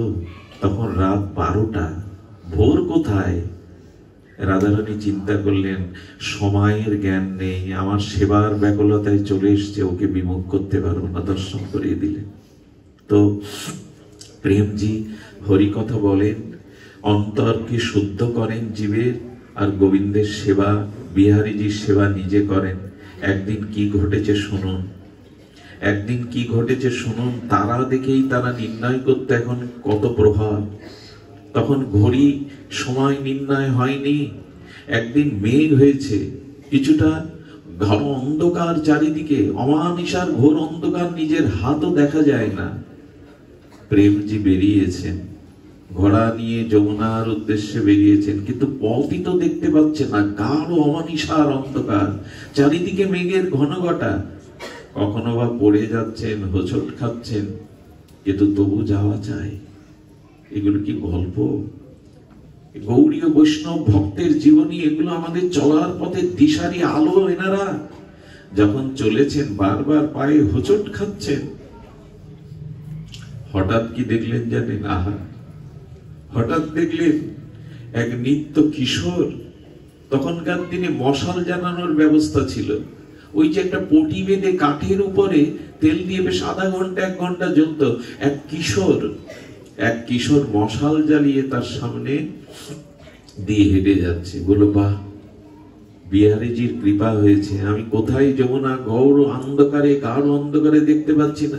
কিন্তু হঠাৎ তাকিয়ে দেখলেন আলোর জ্যোতির থেকে যে কিশোর আলো ধরেছে, তার অঙ্গের জ্যোতি আরো বেশি, তার অঙ্গের অপূর্ব জ্যোতি, কি অপরূপ শ্যামকুমার। সেই রূপ দেখেই বুঝি ওনার হৃদয় এতটা আনন্দ উদ্বেল হচ্ছে।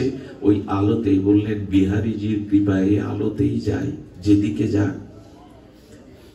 আলো চলে গেল যমুনার কূলে, যমুনাতে গেলেন, কিন্তু ওই যে কিশোর রূপ দেখছেন, আলোর দিকে দৃষ্টিকে, ওই দিকেই দৃষ্টি নিবন্ধ করে হৃদয়ে প্রসন্নতায় যমুনার জল ভরলেন।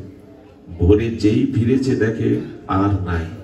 অনেক দূরে দেখে সেই মশাল জ্বালানো কিশোর মূর্তি, জ্যোতির্ময় মূর্তি ওখানে দাঁড়িয়ে। সেই আলো দেখেই দ্রুত আসতে গিয়েই দেখে 2 মিনিটেই মন্দিরের দুয়ার। এইটা কি করে হলো? যেতে তো ঘন্টাখানি লাগে, আসতে এই সময় লাগলো কেন? উনি আজকের এই সময়টা এক অলৌকিক চিন্ময় দিব্য আনন্দে হৃদয় ভরে গেছে। উনি মন্দিরে প্রবেশ করলেন, প্রদীপ জ্বালালেন। কি দেখলেন জানেন? গোবিন্দের হাতে ফুল দিতে গিয়ে দেখছেন হাতে সেই মশাল জ্বালানোর কালির দাগ লেগে আছে, হাতে কালির দাগ লেগে আছে। সন্দেহ হলে চরণের দিকে দৃষ্টি দিয়ে দেখলেন যমুনার ধুলা লেগে আছে চরণে বিহারীজি। যমুনার তীরের ধুলা, ব্রজের ধুলা লেগে আছে বিহারীজির চরণে। চোখের জলে বললেন, তোমাকে এই কষ্ট কে করতে বলেছে? বিহারী, তুমি কেন আলো ধরে পথ দেখাবে আমার? তুমি কেন এই কাজ করতে যাও? আর কখনো এটি করবে না। ভালো লাগে না? তোমাকে একটু সেবা করব বলেই তো জীবন যৌবন সবকিছু অর্পণ করেছি। তুমি কেন এই কাজ করবে? আজ থেকে আর এই কাজ তুমি করবে না। গোবিন্দের প্রতি উত্তর কি জানেন? যে ভক্ত এভাবে প্রাণ ঢেলে আমার সেবা করে, তাকে সেবা করতেও ভগবানের বড় স্বাদ হয়। ভগবানের একটা রীতি কি জানেন? যে যথামান প্রবদ্ধন্তে স্থামস্তদৈব ভজম্মহা, যে ভগবানকে যেভাবে ভজন করে ভগবানও তাকে সেইভাবেই বুঝতে চায়। যে তাকে যে রূপে ভজন করে ভগবান তাকে সেই রূপেই সেইভাবেই ভজন করে। তাকে যদি পুত্র বাৎসল্য প্রেমে ভালোবাসেন, তিনি আপনার কাছে বাৎসল্য সন্তান হয়ে দেখা দেবেন। তাকে যদি সখা রূপে ভালোবাসেন, তিনি সখা হয়েই দেখা দেবেন। তাকে যদি প্রিয় কান্তা রূপে ভালোবাসেন তবে তিনি আপনার কাছে কান্ত রূপে। ভক্ত ভগবানকে সেবা দিতে বড় স্বাদ হয়, তবে তবে সেবা করতে গেলে জগতের দিকে কামনার দৃষ্টি অন্ধ হতে হবে, যেটা বিল্বমঙ্গল ঠাকুর করেছিল। পর স্ত্রীর প্রতি তার চিন্তা আসলে তিনি কাঁটা নিয়ে চোখ অন্ধ করে দিয়েছিলেন। যদি দেখতেই হয় এই চোখে ওই নয়ন অভিরাম প্রাণরাম ভগবানকে দেখো, যুগলকে দেখো, চোখ অন্ধ করে দিয়েছিল। আমরা পারিনি। এই জগতের রূপ বাসনার দৃষ্টি আমরা অন্ধ হতে পারিনি। ঠাকুর বিল্বমঙ্গল, কবীন্দ্র শেখর, কবীন্দ্র চূড়ামণি, তিনি ব্রজের পথে উঠেছেন, ব্রজের পথে চলেছেন। অন্ধ হয়ে কেউ বৃন্দাবনে যেতে পারে? খানা কন্দ কত কি আছে গো। কিন্তু বিল্বমঙ্গল ঠাকুর চলেছেন সেই বিখ্যাত তার আবেদনের সুরসঙ্গীত নিয়ে। আমার হাত ধরে তুমি নিয়ে চলো শাখা, আমি যে পথ চিনি না। আমরা তোমার পথ চিনি না, আমরা সংসারের পথ চিনি, আমরা কামনা বাসনার পথে হাঁটতে শিখেছি, তোমার পথে তো হাঁটতে শিখেনি, নিয়ে চলো আমার। হঠাৎ একটা সেখানে খাদ আছে, খাদের দিকে বিল্বমঙ্গল যখন যাচ্ছে, গোবিন্দ আর মেনে নিতে পারলেন না, খাদে তো পড়েই গেল। বালক বেশে গোবিন্দ এসে বলছেন, ঠাকুর ওদিকে যেও না, ওদিকে যেও না, ওদিকে তো খাদ। যেই বলেছে, এই মধুর কণ্ঠধ্বনিতে উনি মনে করছেন, এমন কণ্ঠ কি আমার প্রিয় পরম ছাড়া তো আর কারো হতে পারে না, এই কণ্ঠ তো আর কারো হতে পারে না। তবে কি আমার অভিষ্টদেব এসেছেন আমার যাওয়ার পথে, চলার পথে। যেই উনি মনে করেছেন, বলেন আমি পরীক্ষা করে নি, উনি কি করেছেন জানেন? উনি আরো ডান দিকে বেশি করে পড়বার জন্য ঝুঁকে গেছেন। যেই খাদে পড়বে, গোবিন্দ এসে ধরে, যারে পড়ে যাবে। যেই ধরেছে, বিল্বমঙ্গল ঠাকুর স্পর্শ পেয়ে বুঝতে পেরেছেন এ তো সাধারণ নয়। যাকে আমি মনে প্রাণে চেয়েছি, ব্রজের পথে উঠেছে আমার সেই প্রিয় শ্যাম সুন্দর, যখন স্পর্শ পেয়েছে, গোবিন্দ ভাবছেন এখন আমি দর্শন দেব না। এই জন্য গোবিন্দ বলছেন, আরে আমাকে ছাড়ো, তোমার কঠিন হাতে আমার কোমল অঙ্গে ব্যথা লাগছে, ছাড়ো। গোবিন্দ ব্যথা পাবে বলে ছেড়ে দিলেন। দূরে দাঁড়িয়ে গোবিন্দ বলছেন, আমার লাগেনি গো, তোমার স্পর্শ ব্যথা লাগেনি, কিন্তু আমি ছাড়িয়ে নিয়েছি তোমার থেকে। বিল্বমঙ্গল ঠাকুর এসে বললেন, আমিও খাদে পড়তাম না, কিন্তু ইচ্ছা করেই পড়তে গেলাম, জানি তুমি ধরো কিনা ভক্তকে। আর শোনো ঘনশ্যাম, একটা কথা তুমিও শুনে নাও, তুমি স্বয়ং ভগবান, সর্বশক্তিমান তত্ত্ব, তোমার হাত ধরলে তুমি ছাড়িয়ে নিতে পারো, এ ক্ষমতা তোমার আছে, কিন্তু এ ক্ষমতা তোমার নেই। আমার হৃদয় থেকে ছেড়ে যাও, দেখি তোমার কি ক্ষমতা। আমার হৃদয় থেকে তুমি ছেড়ে যাও, এ ক্ষমতা তোমার। একেই বলে অনন্য ভক্ত। তোমার হাত ধরলে ছাড়িয়ে নিতে পারো, কিন্তু আমার হৃদয় থেকে চলে যাওয়ার ক্ষমতা, একেই বলে অনন্য ভক্ত। আসুন না, সংসার তো বহু জন্ম করেছি, স্ত্রী পুত্র ভোগ বিলাসে কত জন্মই কাটিয়েছি। আমি বলছিলাম যে সমস্ত শরীরের মধ্যে কোন শরীর শ্রেষ্ঠ, সেটা হলো এই মনুষ্য শরীর। পৃথিবীতে 84 লক্ষ জনি জীব নিচয় আছে, তার মধ্যে অন্যতম শ্রেষ্ঠ এই মানুষ শরীর। রামচরিত মানুষে গোস্বামীপাদ বললেন, প্রভু রামচন্দ্র বলছেন, বড় ভাগ মানুষ তন পায়া। অনেক সৌভাগ্যবশত মানুষ এই মনুষ্য শরীর পায়, যেটা দেবতারাও পায় না, দেবতাদেরও দুর্লভ। কারণ কেন জানেন? এত শরীর থাকতে মনুষ্য শরীর শ্রেষ্ঠ কেন জানেন? একমাত্র মানুষের মধ্যে পূর্ণরূপে গোবিন্দ জ্ঞান দিয়েছেন, বিবেক দিয়েছেন, বিচার দিয়েছেন, অন্য কোন শরীরে এতটা দেননি। কথাটি ভালো করে ধ্যান দিন। মনুষ্য শরীরে ভগবান বিবেক প্রদান করেছেন, জ্ঞান প্রদান করেছেন। পৃথিবীর আর যত মনুষ্য শরীর বাদে শরীর আছে, তাদের মধ্যে জ্ঞান বা বিবেক জাগ্রত নয়। এই জন্য এই শরীরটা শ্রেষ্ঠ। এই শরীরে ভগবানের ভজনের দ্বারা মুক্তি পাওয়া যায়, প্রেম ভক্তি পাওয়া যায়, স্বরূপধামে ফিরে যাওয়া যায়, অন্য কোনো দেহে তা পাওয়া যাবে না। অন্য কোনো দেহ পেলে আমাদের গোবিন্দ ভজন হবে না, মুক্তি আসবে না, প্রেম ভক্তি স্বরূপধামে ফিরে যেতে পারবো না। বলুন তো এই জন্মটা কত মূল্যবান, এই শরীর ছাড়া হবে না। এর জন্য দেবতারাও ভগবানের ভজনের জন্য, মুকুন্দ সেবার জন্য মনুষ্য শরীর প্রার্থনা করেন। প্রভু, এই ভূখণ্ডে আমাদের কি মানুষই শরীর দাও, যাতে তোমার ভজন করে আমরা প্রেম ভক্তি লাভ করতে পারি। দেবতাদেরও দুর্লভ এই শরীরটা পেয়ে করলামটা কি? পৃথিবীর এত যে ভৌতিক উন্নতি, আজকে উড়োজাহাজ, আজকে বিদ্যুৎ কারা আবিষ্কার করলো? মনুষ্য শরীরে বিবেক জ্ঞান দিয়েই তো আবিষ্কার হয়েছে, না অন্য যন্ত্রণায় সব আবিষ্কার করেছে? মানুষের মধ্যে জ্ঞান, বিবেক এবং ভগবানের ভক্তি এগুলি আছে বলেই মানুষ শ্রেষ্ঠ। কিন্তু কাজে লাগালাম তো? জ্ঞানটাকে কাজে লাগালাম তো? বিবেকটা কাজে লাগালাম তো? আচ্ছা, বাড়িতে যদি আম্র চারা পোতেন, কাঁঠালের বৃক্ষ পোতেন, তাতে যদি 50 বা 20 বছর ধরে ফল না হয়, এই বাবা হাঁটছো কেন ঘরে বসে? এই ইউটিউবার তোমরা এখানে সঠিক হয়ে বসবে?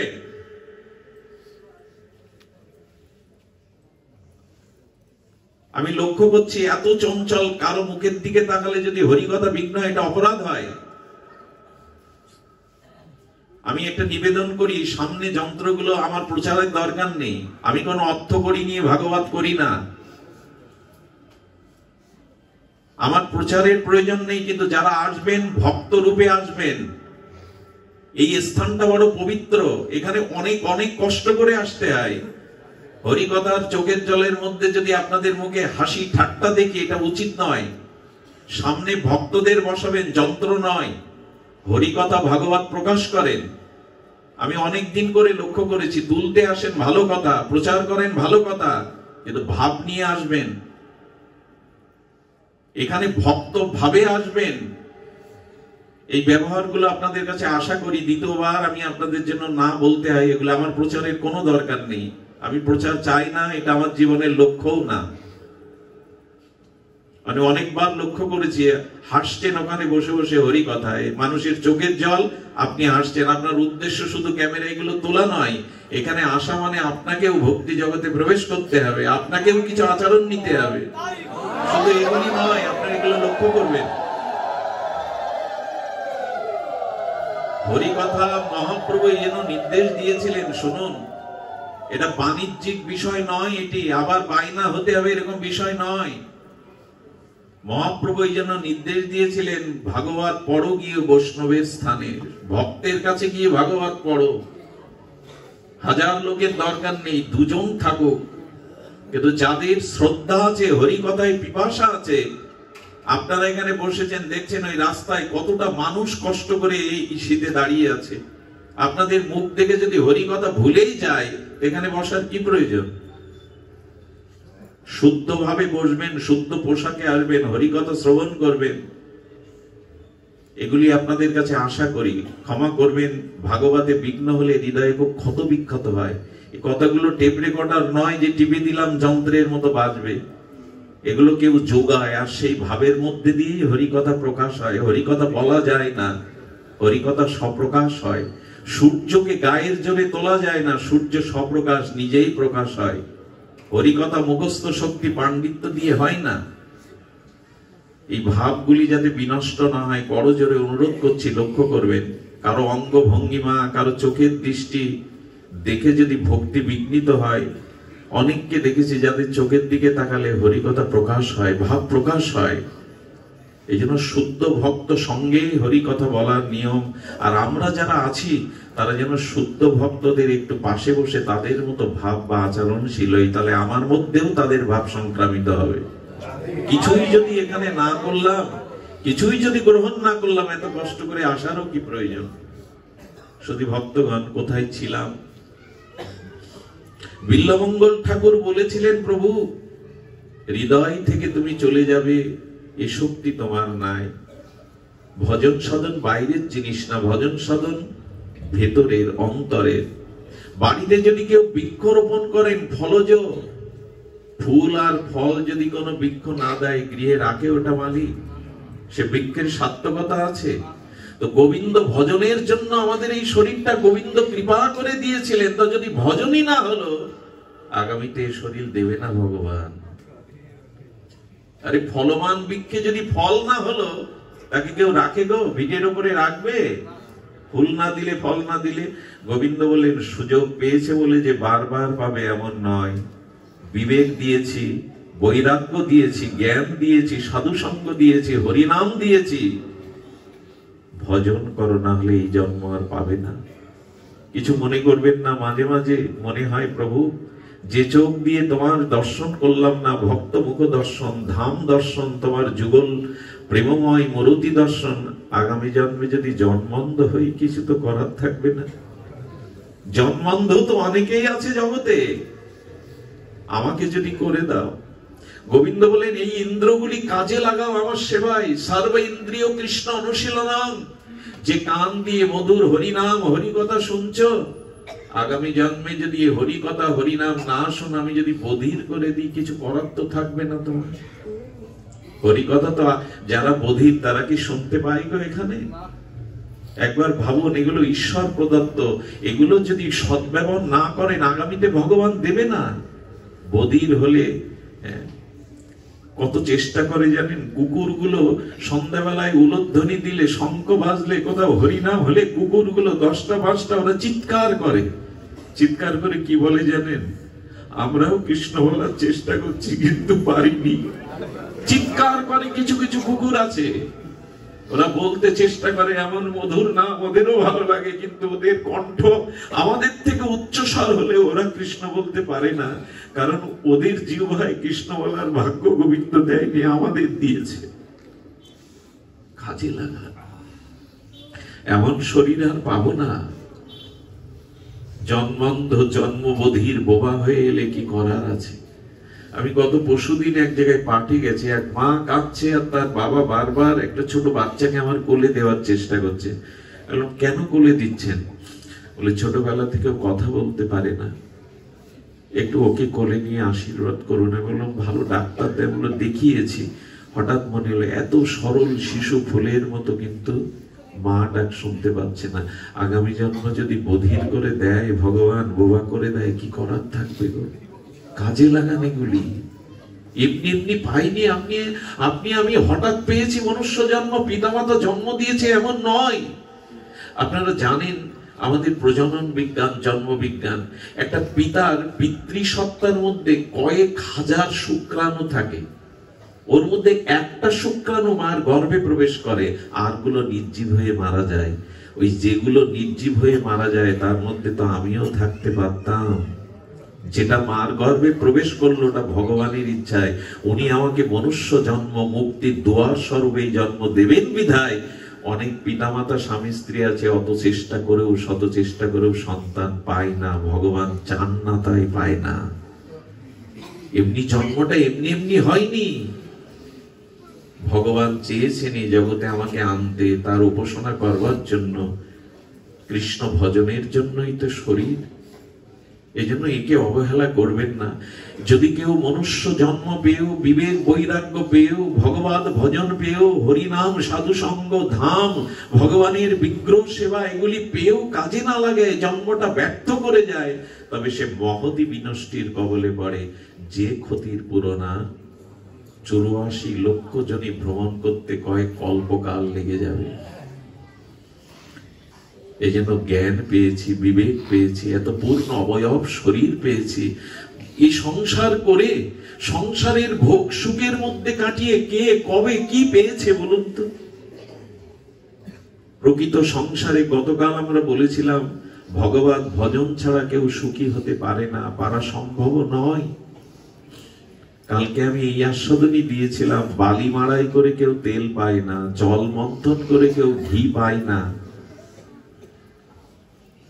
তেমন ভগবত ভজন ছাড়া কেউ কল্যাণ লাভ করতে পারে না, সুখ পেতে পারে না। ভগবত ভজনই আমাদের জীবনের একমাত্র উদ্দেশ্য হওয়া উচিত।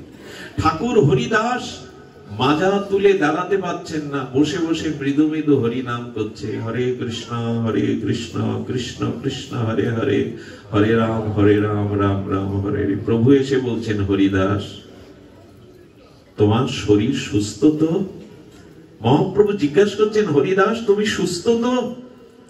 হরিদাস কি উত্তর দিলেন জানেন প্রভু? শরীর সুস্থ মোর, অসুস্থ বুদ্ধি মন।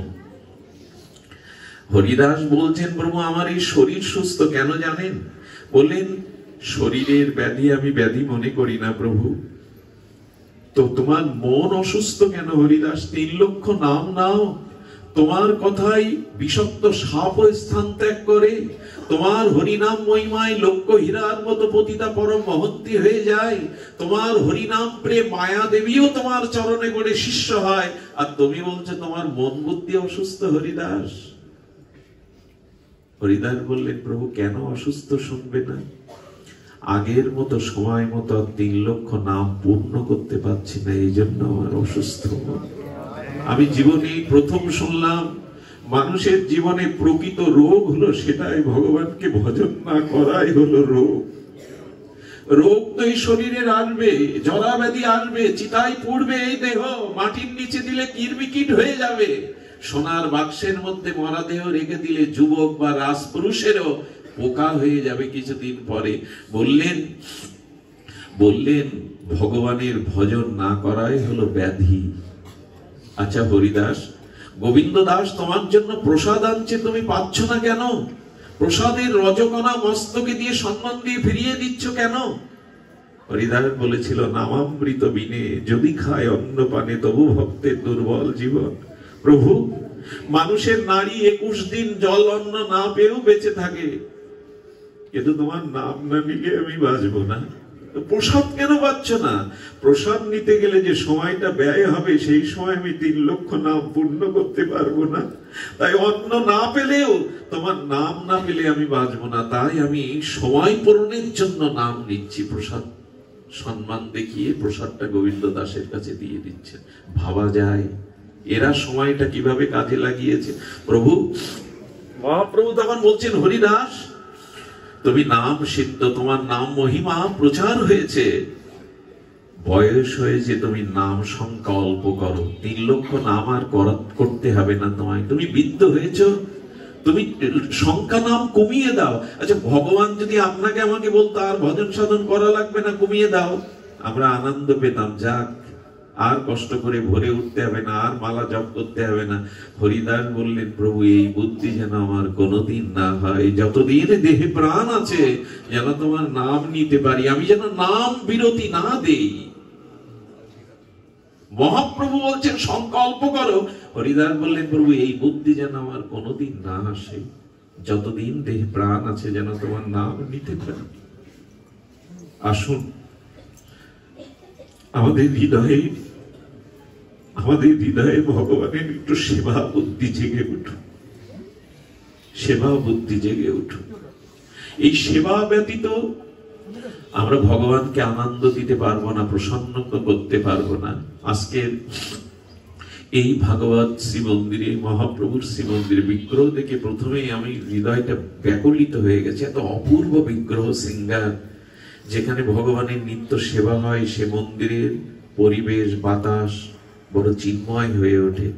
এই জন্য আজকের এই পরিমণ্ডলে যার উদ্দেশ্যে এই অনুষ্ঠান সমর্পিত হচ্ছে, ভাগবত হচ্ছে, তিনি বড় ভাগ্যবতী। আমি জানি না তার জীবনে কত সুকৃতি আছে, যে কারো উদ্দেশ্যে যদি শ্রীমদ্ ভাগবত সাধু সমীপে, সাধু সঙ্গে হরিনাম হরিকথা বিগ্রহ বৈষ্ণব সেবা হয়, তার থেকে ভাগ্যবান আর কেউ হতে পারে। একটা অনুরোধ করি, পিতামাতার মৃত্যুর পরে পূর্বপুরুষের উদ্দেশ্যে যারা তর্পণ ক্রিয়া ভাগবতাদি না দেয়, এরা পূর্বপুরুষের আশীর্বাদ না অভিশাপ পায়।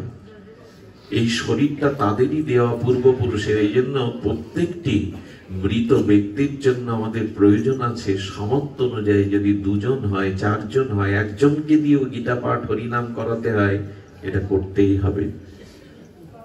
মহাপ্রভু নিজে গয়ায় গিয়েছিলেন পিতার তর্পণের জন্য, রামচন্দ্র দশরথের তর্পণ করতে গয়ায় গিয়েছিলেন। আমরা আজকাল ভুলে যাই।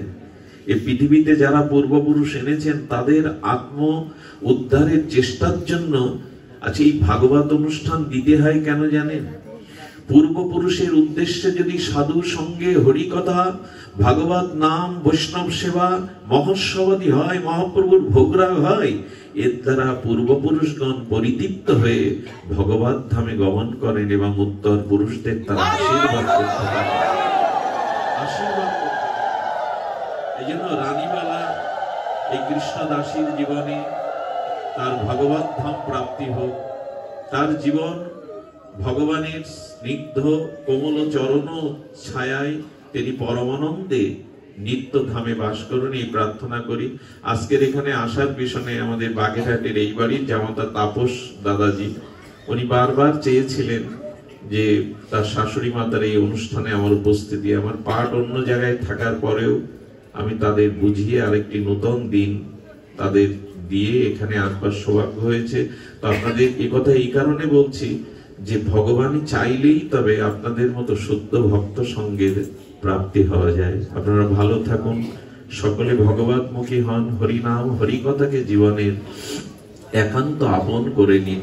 সবার মঙ্গল কামনা করে সবার চরণে সশ্রদ্ধ ধন্যবাদ প্রণতি জানিয়ে আজকের হরিকথা এখানে বিশ্রাম। আর যে কথা আমি প্রতিদিনই বলি, আমাদের ধনঞ্জয় কৃষ্ণ দাসের মূল্যবান কিছু গ্রন্থ সম্ভার আছে, আপনারা ওর কাছ থেকে এখান থেকে সংগ্রহ করতে পারেন।